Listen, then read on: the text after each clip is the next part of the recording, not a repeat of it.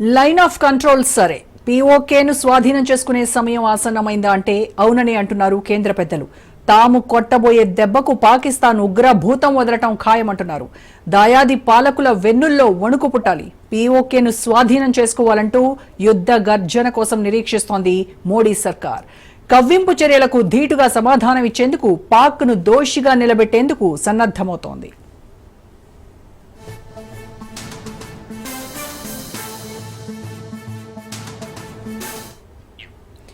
ఇప్పటికే ప్రధాని మోడీతో రక్షణ మంత్రి రాజ్నాథ్ సింగ్ భేటీ అయ్యారు. పంచతంత్ర వ్యూహాలతో పాటు భవిష్యత్ కార్యాచరణపై చర్చించినట్టు సమాచారం.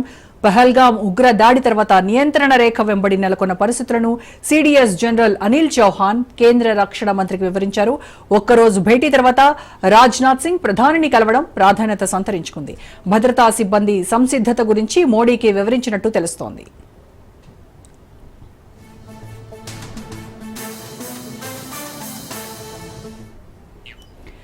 మరోవైపు ఇండియా పాక్ సరిహద్దుల్లో హైటెన్షన్ నెలకొంది. ఎల్ఓసీ వెంబడి పాకిస్తాన్ సైన్యం కాల్పులకు తెగబడుతోంది.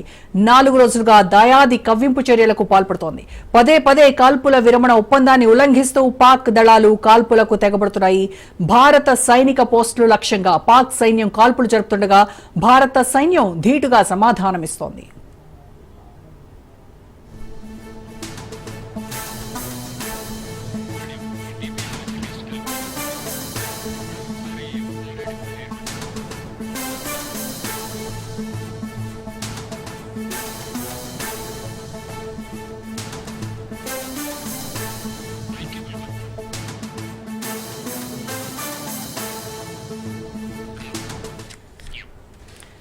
ఇప్పటికే ఎనీ టైమ్ ఎనీ సెంటర్ సై అంటే సై అంటోంది భారత నేవీ. కాస్కో అంటూ క్షిపణులతో సిద్ధమైంది. అరేబియా సముద్రంలో యుద్ధ మేఘాలు కమ్ముకున్నాయి. ఇండియన్ నేవీ విడుదల చేసిన దృశ్యాలు ప్రతి ఒక్కరిలో ఉత్కంఠ రేపుతున్నాయి. సముద్రం మధ్యలో యుద్ధ నౌకల నుండి BrahMos antiship, anti surface cruise క్షిపణులను ప్రయోగిస్తున్న దృశ్యాలను షేర్ చేసింది నేవీ. భారత యుద్ధ నౌకలు కోల్కతా, నీలగిరి, అరేబియా సముద్రంలో విధ్వంసక కాల్పులు జరిపాయి. దేశ ప్రయోజనాలను కాపాడటానికి తాము యుద్ధానికి సిద్ధంగా ఉన్నట్టు ప్రకటించింది ఇండియన్ నేవీ.